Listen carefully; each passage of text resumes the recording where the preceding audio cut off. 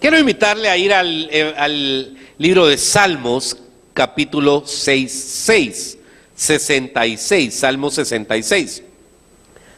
No puedo dejar de decirle que en las últimas dos prédicas de este texto, que fue a las 7:30 y a las 9, el mensaje ha sido dramáticamente diferente. Tal vez quiero iniciar comentándole que esta prédica surge a raíz de un conversatorio ayer con un hermano sobre el poder de los pactos. Y cómo realmente el pacto al final es un acuerdo, un contrato, un pacto que tiene dos o varias partes y que de repente pues da la impresión que hermano, Dios se olvidó de los pactos. Dios se olvidó aparentemente para algunas personas de algunas cosas que dijo que iba a hacer con nosotros, en nosotros. Y eso crea desánimo, fricciones, desilusiones, casas disparejas donde hay alguien que empuja más por las cosas de Dios y alguien que dice, no, yo estoy bien desde mi casa, no, yo estoy esperando, no, yo me estoy dando el tiempo. Y es peligroso, porque la vivencia cristiana es en base a el vínculo Dios-ser humano. De hecho, aunque hay un conflicto teológico sobre el término El Shaddai, que es uno de los nombres de Dios, algunas de las traducciones sugieren que el Shaddai quiere decir el que amamanta. Y fíjese qué interesante, el de muchas mamas quiere decir también. Y es hermoso porque es como el que nutre, el que nos ve como bebés, el que pone su pecho para alimentarnos. Esa es la dinámica desde el día 1 de tu conversión hasta el día que el Señor te llame a su presencia. Ahora, para ser probado, la palabra probado tiene que ver con una cosa que es importante, aprobar. Si alguien no aprueba, permanece en el mismo nivel, es como que usted esté 3, 4 años, Felipe, que ya le va a llegar el día, como que usted esté 3, 4 años en ¿cómo se llama? En el mismo grado, y no lo aprobó. Uno tiene que sacarle la lectura a las pruebas, porque en un momento determinado las pruebas van a ser simplemente testimonio de terceros de todo lo que el Señor quiere o pretende hacer contigo. Dicho esto, entremos en materia en la interpretación del texto. El versículo 1 al 8 es poderoso, porque habla a alguien que aparentemente es muy espiritual. Aclamad a Dios con alegría, toda la tierra, cantad la gloria de su nombre. Poned gloria en su alabanza, decid a Dios cuán asombrosas son tus obras, por la grandeza de tu poder se someterá a ti tus enemigos, toda la tierra te adorará y cantará a ti, cantará a tu nombre. Venid y ved las obras de Dios, terribles en hecho sobre los hijos de los hombres. Volvió el mar en seco, por el río pasaron a pie, ahí en él nos alegramos. Él señorea con su poder para siempre y sus ojos atalayan sobre las naciones y los rebeldes no serán enaltecidos. Llámeme a Nehemías, por favor. ¿Por qué? Porque hay que sustentar que estas palabras, que cuando yo la primera vez las leí, honestamente me fueron irrelevantes, no las entendí, las pasé de noche, pero habla bonito. Es una persona hablando súper bonito de Dios, súper bien de las cosas de Dios, y me dio la impresión que hay gente en nuestra congregación, para darle un ejemplo, que es así, que espiritualiza todo, y que es súper así, que uno va y llega con unas grandes calenturas, y unas grandes llaves, y quiere agarrar del cuello a alguien, y le salen, cálmate, cálmate, o sea, son bien espirituales, y uno quiere pero sacarle la lengua, y quieto, paz, paz, y uno dice, estos a saber que fuman a las 2 de la mañana, honestamente, pero tienen un carácter y una personalidad enriquecedora. Ahora, hermano, de gente así, verdadera y falsa, va a hallar un montón. En la vida uno tiene que aprender a discernir, azúcar, nada más que tanto de verdad o tanto de falsedad hay en ciertos individuos o en ciertas conductas. En lo personal, creo que el rey David tiene el carácter de hablar espiritualmente porque pasó procesos bien duros. Los primeros 8 versículos es hablar bonito. Los primeros 8 versículos es hablar maravillosamente de Dios y que espiritual y gloria a Dios y Cristo vive como aquel que en el trabajo es el único que habla de Dios, el que más habla de Dios. La vivencia y la comprobación de eso siempre tiene que existir en usted.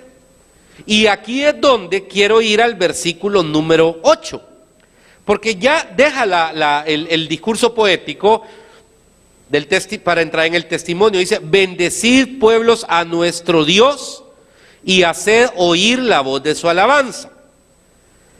Él es quien preservó la vida a nuestra alma. Y comienza David, después de hablar espiritualmente, a contar su testimonio. Le ilustro. David había pasado un proceso donde las promesas de Dios parecía que se habían hecho polvo. Porque uno siente que las promesas de Dios están vigentes si uno tiene salud, si uno tiene recursos y si uno tiene validación. Sin validación, sin recursos y sin salud, parece que las promesas de Dios están hechas polvo. Y en los momentos críticos, aquellas promesas que están tan cerca parece que se alejan. Y ahí es donde entra el desánimo.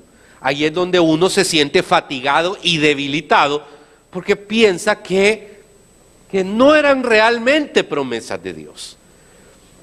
David le habían dicho que iba a ser rey. Analice esto, Ivo. ¿Y cómo ubica usted a un futuro rey? Primero con un linaje, segundo lugar con estirpe. Pero no te lo imaginas con una mano adelante y una atrás, comiendo de lo que otros dejan tirado en la calle. No te lo imaginas huyendo porque a quien había servido ha despertado envidias y te quieren mandar a matar. Entonces me imagino las tardes, a las 4 o 5 de la tarde de David. Bueno, Señor, ¿y tu pacto? ¿Y no que yo iba a ser rey, pues? Bueno, Señor, ¿y no que yo iba a ser llamado? ¿O ya se te olvidó cuando llegó aquel profeta y no ungió a ninguno de mis hermanos, sino que me ungió a mí? Y uno comienza a hacer memoria. Señor, el que se atrevió a apedrear al gigante fui yo. ¿No te acordás, Dios, de aquel momento donde yo lo agarré? Donde yo me llené de celo por vos y dije: ¿y dónde están todos estos que se la llevan de que son el gran ejército? Cobardes a las cosas de enfrentar las cosas de Dios. Para las cosas del mundo son golilleros, pero para las cosas de Dios son cobardes y débiles. No es posible. Y yo lo hice, Señor. Yo le dije: tú vienes a mí con espada y jabalina, mas yo vengo en el nombre de Jehová de los ejércitos. Y le dejé ir la piedra y lo maté. Sirvió de algo eso, Señor. Sirvió de algo todo lo que he hecho por ti. Porque aquí, Señor, han puesto precio sobre mi cabeza, porque aquí, Señor, nadie me está dando un 5, porque aquí, Señor, aquellos que decían que eran mis amigos y cuando yo era alguien, ahí andaban conmigo y hoy ni el celular me contestan, Señor, ¿dónde están? Todo eso viene, y se lo viene comiendo. Cuando esto pasa, cualquiera diría: no, si las promesas de Dios salieron volando, las promesas de Dios no existieron, o fue invento de aquel profeta que a saber qué comió, y uno piensa que ya no son verdad. Entonces lo que David nos comienza a contar es algo que ya pasó. Lo que David comienza a narrar es algo que a él le pasó y que si estuviera él aquí todos estaríamos sentados oyéndolo y nos está diciendo como ese: calmado, venado, ya vas a ver. Ya vas a ver cómo Dios va a obrar, porque si hay promesas en ti, Dios va a obrar. Y otra cosa, ¿has pactado con Él? Sí, Señor, he pactado con Él. Entonces quieto. Entonces quieto, ¿por qué? Porque el que pacta con Dios recibe el pacto de Dios de regreso. Él lo cuida, Él lo guarda. Dios no se hace loco con los pactos. Y entonces el versículo 66, lo primero que dice, perdón, el 8 es: Él es quien preservó la vida a nuestra alma. Quiero que vea en primer lugar, ¿quién? Dios. Comienza David a hablar que Dios es el que permitió todas las cosas, que es Dios el que hizo que los momentos difíciles en su pasado Él los atravesara. Y aquí puedes entrar en una dicotomía, porque ¿cómo es posible que el mismo Dios que dice que me ama, que me guarda, que me cuida y me proteja, es el que me metió en el bote? ¿Cómo es el mismo Dios que es el que dice que es mi sanador, mi redentor y mi proveedor, es el que hizo que me despidieran del trabajo, que mis padres cayeran en bancarrota? No entiendo. O Dios es bueno o Dios es malo. Y ahí es donde uno entra en la crisis. Pero el texto: Hermano, ¿por qué dice preservó la vida a nuestra alma? Se lo explico claramente. Aunque todos sabemos que en el alma están todas las emociones, los sentimientos, las percepciones, podemos andar por la vida creyendo que somos sanos, cristianos, pero con un alma amargada, porque los golpes siempre te van a dañar. Los golpes siempre te van a hacer sentir mal, los rechazos te van a hacer sentir mal, te van a golpear. Y el alma se va muriendo en vida. Cuando alguien llega a mi oficina y me dice, pastor, estoy muerto en vida, me amargué. Le voy a contar una historia verídica de un pastor de apellido Kelly en Estados Unidos. Su iglesia pasó procesos muy duros, cerró la iglesia. Hace mucho tiempo, y esta fue noticia de Fox lo que le estoy contando. Cerró la iglesia, pasó procesos muy duros y en su edad de retiro pues terminó en un asilo.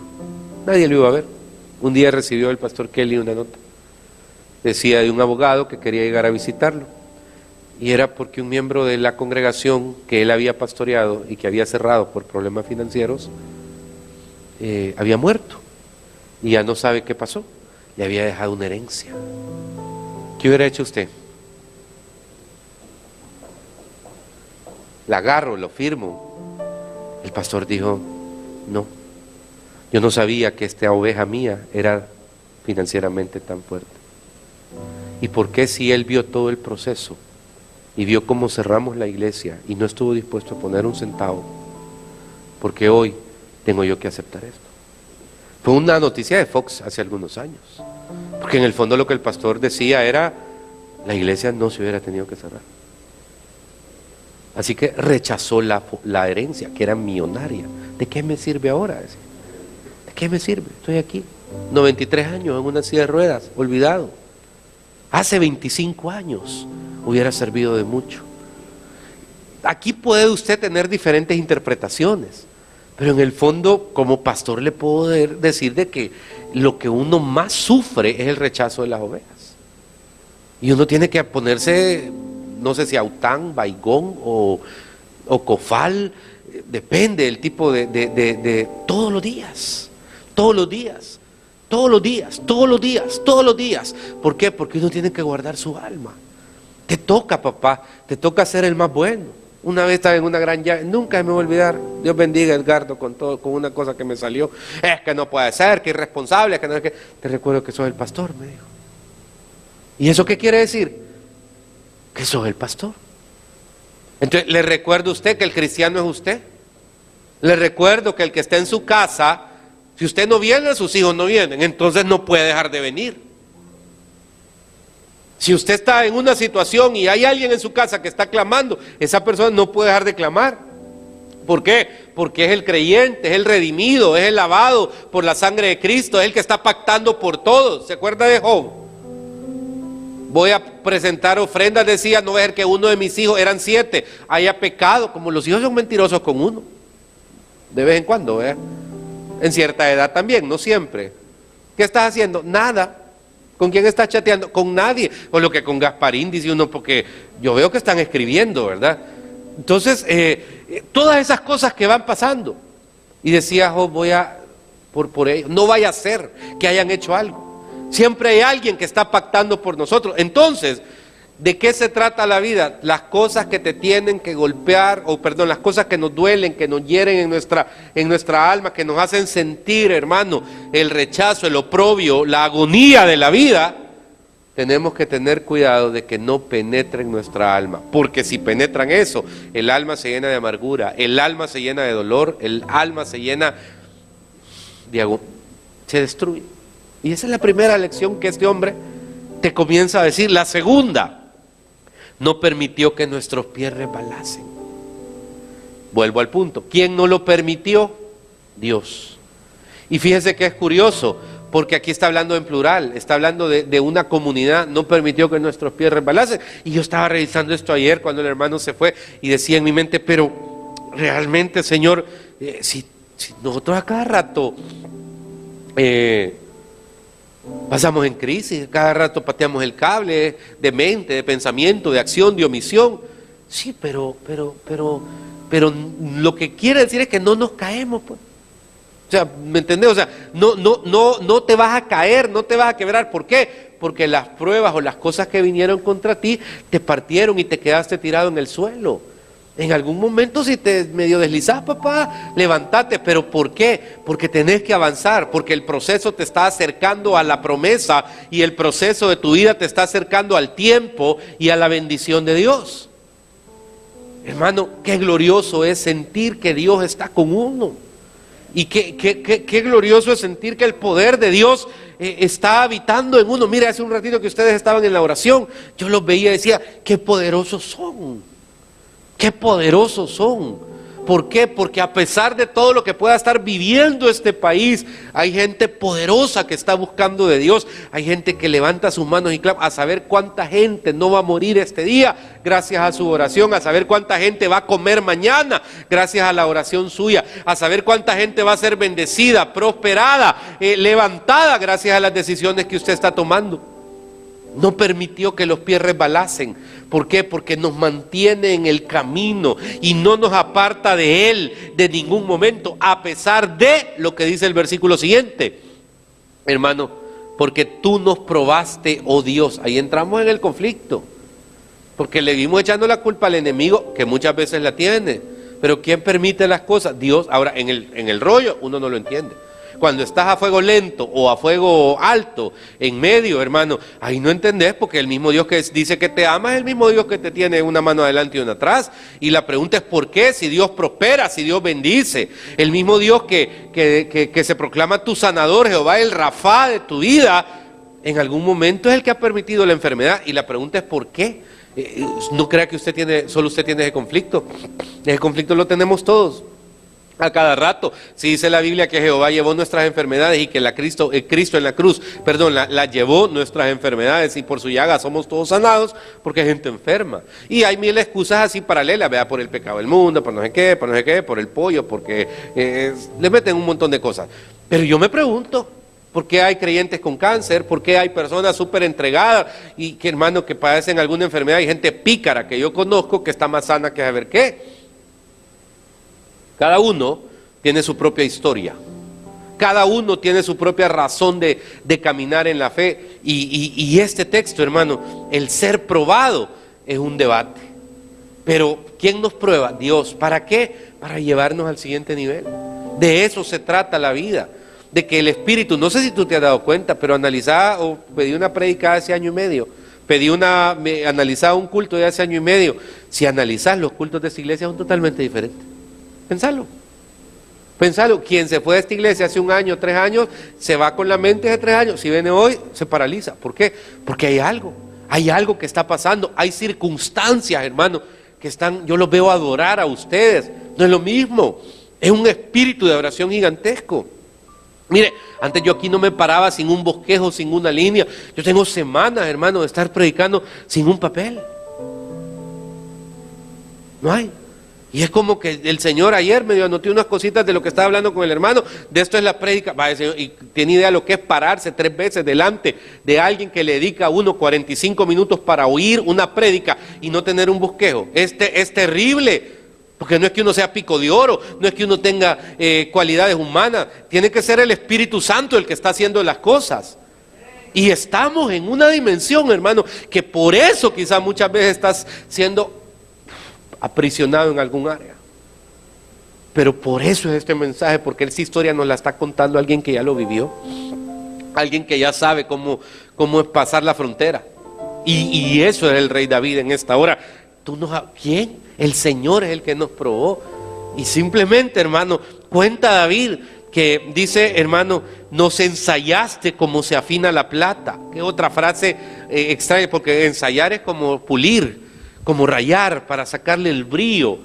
Algo tenemos que tener. Y hermano, usted no es el mismo. Y le digo algo, si usted permanece en este proceso de Dios maravilloso que Dios lleva en esta iglesia y no se rinde y aguanta, yo le garantizo que en el 2016 usted va a ser otra persona. Yo le garantizo, porque el Espíritu Santo, hermano, lo está poniendo, que aquellas cosas que tienen que ver con aguantar, con soportar y con sobrellevar, lo van a llevar a una dimensión diferente. Eso es lo que no entiende la gente allá afuera, eso es lo que no entiende. ¿Y cómo lo van a entender si están afuera?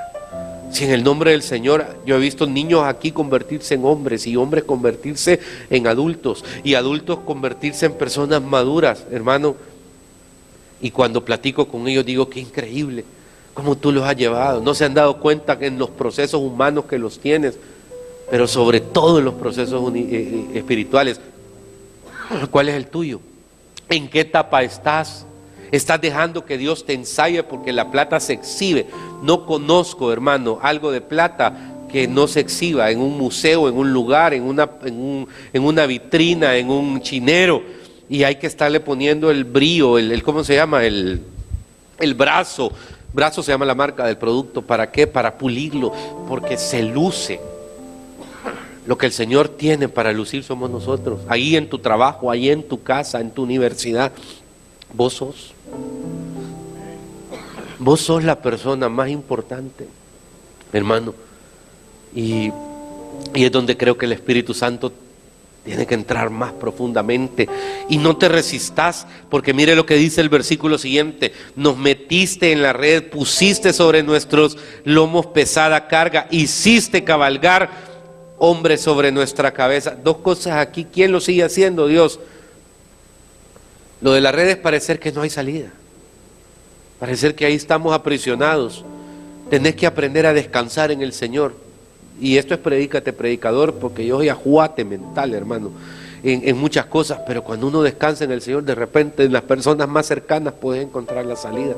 La persona que menos pensás es aquella que tiene las respuestas, tiene las oportunidades, tiene las decisiones que te pueden cambiar tu vida. Lo que no puedes perder de vista es esa esperanza de que esa decisión, y si tú tenés el poder de bendecir a otros, bendecirlos, y si tú tenés la capacidad de apoyar y soportar las cargas de otros, alivialas, ¿oíste? Apoyalas, porque Dios es poderoso y Dios no se queda con nada. Dios siempre, hermano, nos permite desarrollar nuestro ministerio y nuestra vida de fe a través de ser probados en ciertas cosas. Nos mete en la red, dice que pone presión sobre nosotros, pesada carga. También dice la Biblia que no hay cargas, hay cargas que parece que no podemos llevar, pero nadie lleva una carga que no puede llevar. Esas solo te puedo decir de que son vivencias, son momentos donde uno dice, Señor, ya no aguanto, pero llega el día siguiente. Señor, ya no aguanto, pero llega el día siguiente. Señor, ya no aguanto, pero llega el día siguiente. Y como que se va forjando algo. Porque en las madrugadas, antes cuando estabas bien, roncabas como león. Y ahora estás espiritualmente adorando. Ahora estás clamando, ahora estás intercediendo. Eso quiere decir que algo dentro de ti va dando un giro, mira. Te va llevando y te va llevando a leer la palabra, a entenderla, gracias a la carga, hermano. Conozco más buenos cristianos gracias a las pesadas cargas que gracias a los tiempos de refrigerio, les soy honesto. De ahí se disfrutan más los tiempos de refrigerio, pero la pesada carga significa mucho. David sabía que era eso, esa sensación de verse derrotado, sabiendo que todo el mundo decía, este no era aquel, no era el que mató al gigante. Este no era el glorioso futuro, este no era el amigo de Jonatán, este no era el que cantaba y las muchachas que quedaban viendo como que estaban viendo a no sé quién ahora. Porque me enteré hasta que Justin Bieber ya está viejo para algunas, entonces ya no sé quién es el de la nueva generación. Pero me capta. Era eso. Y se quiebra. Y te voy a enseñar en el nombre de Jesús, y lo digo con respeto, porque este hombre nos va a enseñar cómo salió del hoyo. ¿Querés salir del hoyo? ¿Querés salir de donde estás aplastado, sintiendo que no hay más que impulso para agarrar un poquito de aire para volver a meterte abajo?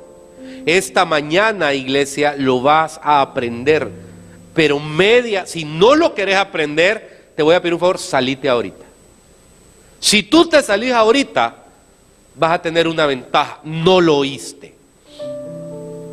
Pero si te quedás a oírlo, no te puedes hacer el loco. Así que no hay problema, fingí que vas al baño.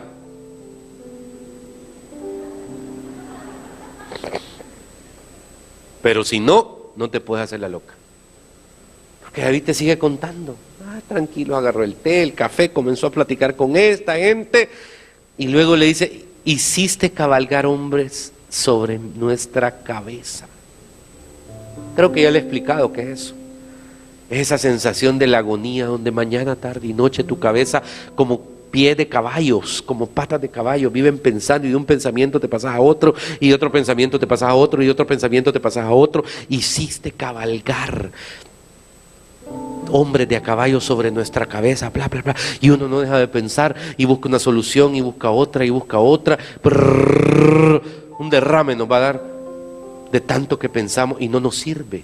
No nos sirve, sentimos que nos vamos a morir y ahí estamos y pensamos una cosa buena y pensamos una cosa mala y pensamos una cosa buena y pensamos una cosa mala y pensamos una salida espiritual y en el mismo segundo pensamos una salida carnal y cuando menos sentí, no para y así es la vida del cristiano y se nos fueron los años. David les está contando que eso pasó.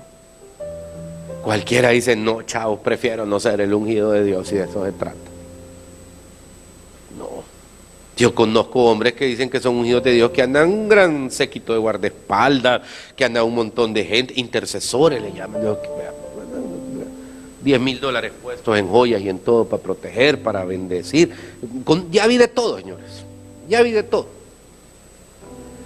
Y te decís, quizá esos son ungidos de Dios, pues porque cualquiera dice, y quiero ser como él, pero ser ungido de Dios para que te estén apedreando, para que te enseñen el sabor del...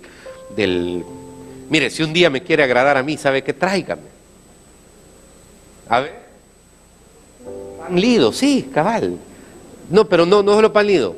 He descubierto una cosa en mi edad madura que me encanta. Los banana split. Mire, no, en serio. Y un día estaba viendo una niña con un banana split y me despertó lo que usted no tiene idea. Y de repente, hermano, fue como, yo lo quiero, casi se lo quito a la niña. De plano, casi se lo agarro a la niña porque despertó en mí algo, pero gigantesco. Y puede ser una tonterita, pero algo que usted tiene que tener, pero clarísimo, que en el mundo espiritual, ser ungido es muchas veces ver las cosas, desearlas y dejarlas pasar. La niña cuando vio que se lo estaba deseando, le hizo así. Bicha malcriada, dije en mi mente. Y para colmo volteaba a ver en el centro comercial. ¿Por qué? Porque para un ungido las cosas suceden en el tiempo de Dios. El tiempo de Dios para tu vida es perfecto. Y en todo eso vuelvo al versículo 9. No puedes dejar que tu alma se dañe. No te puedes vivir haciendo la víctima. No puedes, la herida, la dolida. Y estoy sirviendo a Dios, pero me caen mal todos los miembros de la iglesia. Estoy adorando al Señor, pero me caen mal todos los de la alabanza porque son hipócritas. El pastor más hipócrita que él no hay. Estoy involucrado en las cosas de Dios, pero me caen mal los cristianos. No puede ser así. Caes mal a Dios vos mismo. ¿Por qué? Porque renunciaste a tu identidad de cristiano. Dejaste que tu alma se contaminara. Y eso es lo que va permitiendo que sobrelleves todas las cosas. A tal grado que todos esos pensamientos, hermano, tarde o temprano aterrizan en una cosa. Y está en el versículo número, sigamos al 12. Pasamos por el fuego y por el agua. Esto sabemos que el fuego quema, el agua ahoga. Pero a mí me sorprende cómo termina este versículo. Y nos sacaste abundancia. La conclusión en este punto es que si estás en la prueba, hay un principio de la prueba y hay un final.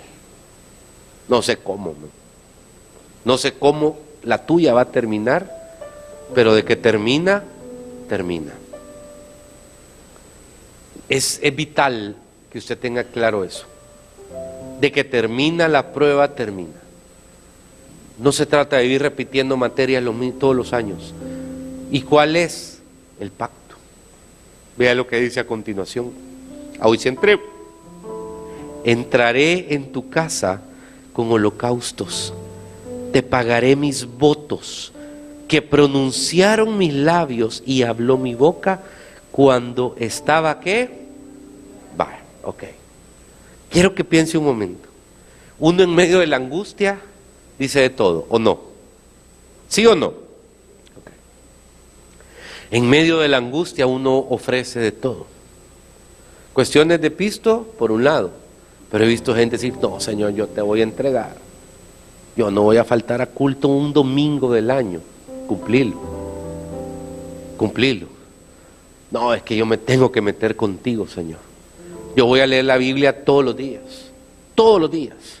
No, yo voy a hacer tal cosa. Y comenzamos a ¿qué? A pretender persuadir a Dios. Porque en el fondo, no nos dejemos mentir.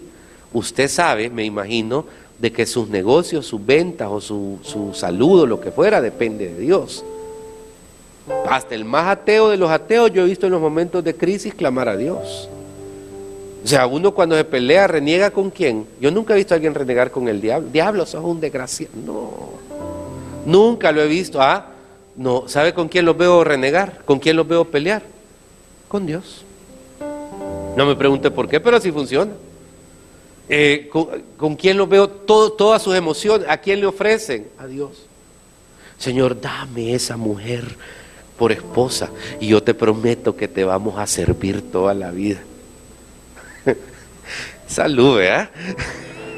Ya he oído tanto, ¿verdad? Señor, yo te pido. Y comenzamos siempre a ofrecer. Dame ese empleo, Señor.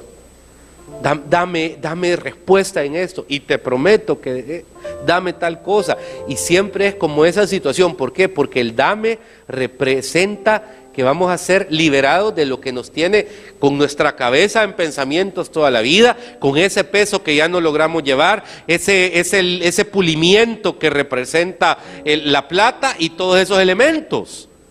Entonces comenzamos a hablar cosas de nuestra boca. Vuelve a poner el texto, deja el texto nada más. Porque en ese texto, hermano, lo primero veo una genuinidad de David. Reconoce que cuando estaba angustiado se puso a repartir. Lo reconoce. Y aquí, y le dije, esta es la clave. Si quiere, sálgase ahorita y no es con usted. Pero, hermano, que pronunciaron mis labios y habló mi boca cuando estaba angustiado. Ahora, ¿qué pasó? David dice, lo tengo que cumplir. El pacto sigue siendo la manera en que los seres humanos pueden entender a Dios. ¿Por qué? Porque el pacto con Dios, hermano, es lo que vemos desde Génesis hasta Apocalipsis. De hecho, la cruz es un pacto. El pacto con Noé, el pacto con José, el pacto con Abraham. Y el pacto es algo importante. Donde nos hemos perdido es que pensamos que Dios, nos hacemos los locos. ¿Y sabe qué? Se corta la relación entre Dios y nosotros, porque nosotros pensamos que porque se rompieron los pactos, obviamente la relación está dañada de él. ¿Por qué? Porque con Dios no se juega. O sea, de plano te lo digo, si a las 2 de la mañana estabas fumando marihuana y a esta hora estás en las cosas de Dios, no estás bien. Las cosas de Dios son serias. Las cosas de Dios son reales. Uno no puede vivir pretendiendo estar bien con Dios y bien con el mundo y bien con la gente. No. Cuidado. Tenés que aprender que lo más sagrado, lo más santo, lo más perfecto que hay se llama Dios. Y a Él no le podés fallar. O al menos tenés que hacer el esfuerzo de no fallarle, pero no vivirte rendiendo y a cada rato acomodándote a fallarle. No, entonces sí hay que revisar un poquito nuestra perspectiva de vida, porque no podemos vivirle siendo infiel constantemente a Dios como que changoneta la vida. No se puede. Vuelvo a poner el texto, porque pronunciaron mis labios y habló mi boca cuando estaba angustiado. Mire, esto es terrible. Un día estaba en el Super Selectos, al cual yo voy. Y de repente hay una señora que estaba comprando tamales y le dijeron que habían de 2 marcas, uno valía no sé cuánto y el otro tanto, y dijo algo que a mí me chocó. Dijo, no, y no tiene más baratos, o que no sean de esta fecha, que sean de antier o de ayer, porque es para una acción de gracias de los hermanos de la iglesia. Ay, no le quiero contar qué pasó en mi mente y en mi boca. ¿Cómo es posible? ¿Cómo es posible que alguien sea tan rata? O sea que esto es babosada. Pregunto, las cosas de Dios son babosada. Las cosas de Dios son tontería. No, esa es la ofrenda de Caín, señores. La ofrenda de Caín y la ofrenda de Abel tienen en el mundo espiritual algo fuertísimo. Y ahí está claro porque una fue rechazada y porque la otra fue recibida. O sea que tamales nacidos era lo que le iban a dar a los hermanos. No oí qué dijo, pero qué cólera. Qué cólera. O sea que Dios sabe.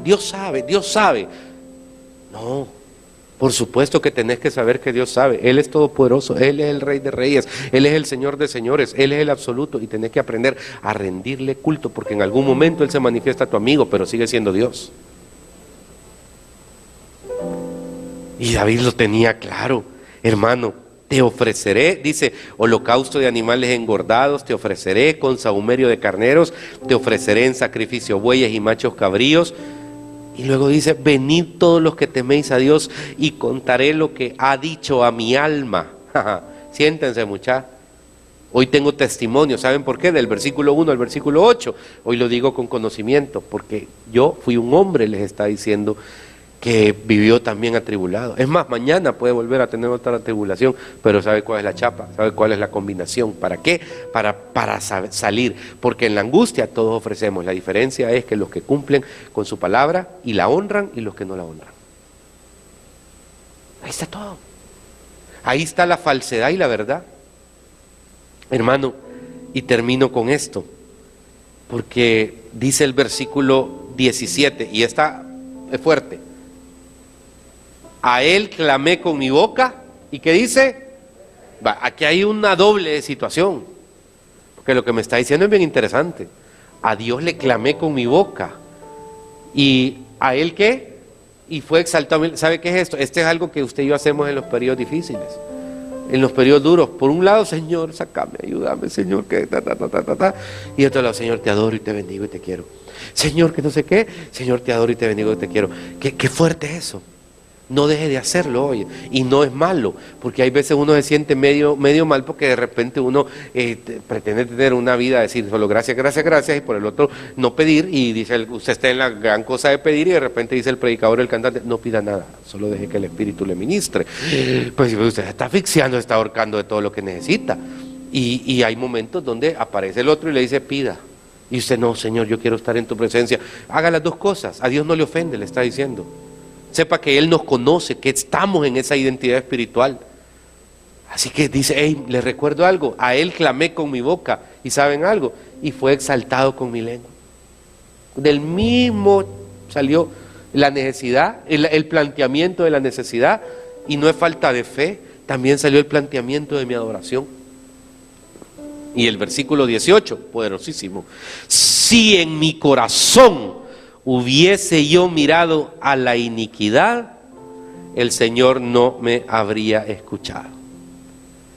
¿Qué es esto? Hay 1000 doctrinas sobre la iniquidad, pero se la voy a poner simple. No se clave con la maldad ajena hoy. No se clave con lo que otros hacen o dejan de hacer. Siento que estamos muy enfocados muchas veces en la perspectiva. Por ejemplo, alguien me dice, es que en la iglesia de Jesucristo no está unida y la iglesia deberíamos de unirnos. Estoy de acuerdo, pero no por eso va a dejar de congregarse. Estoy de acuerdo, es que yo siento que los ministerios están cada uno por su... Pues sí, estoy de acuerdo, probablemente así se pueda percibir. Pero al final, hermano, como no se trata de eso, sino que se trata de su relación con Dios, qué bueno que no le alcanzó la iniquidad. Qué bueno que no se quedó en su casa porque no soporta la hipocresía de los miembros de la iglesia. Qué bueno que a pesar de las luchas y la hipocresía real de algunos miembros de la iglesia, usted está perseverando en las cosas de Dios. Qué bueno que su lengua no se contaminó. Qué es bueno que su lengua no arremetió y destruyó al hermano, a la hermana, al otro, al compañero de trabajo. ¿Por qué? Porque está en las cosas de Dios. Eso es lo que está diciendo. Si en mi corazón yo me hubiera mirado a la iniquidad, híjole, el Señor no me habría escuchado. ¿Por qué? Porque estoy clavado en los defectos ajenos. Shh. Hay veces calladitos, nos vemos más bonitos. Y una cosa interesante, en medio de la tribulación, David nunca le echa la culpa a nadie más. Nada. Él sabía cuál era la salida. Lo hizo 3 veces. 3 veces le fue, cuando la primera que salió en desbandada, la segunda cuando se dio lo del rey Saúl, la tercera cuando se dio lo de su hijo Absalón. Las 3 fueron interesantes. Y en las 3 sabía después de la primera supo cómo salir en la segunda y la tercera, pero lo cumplía. Pero lo hacía. Y en medio esto, dice, no me afectó. Y vea, y cerremos con esto. Mas ciertamente me escuchó Dios, atendió a la voz de mi súplica. ¿Cuál es su súplica? Yo tengo como 3 o 4 mil.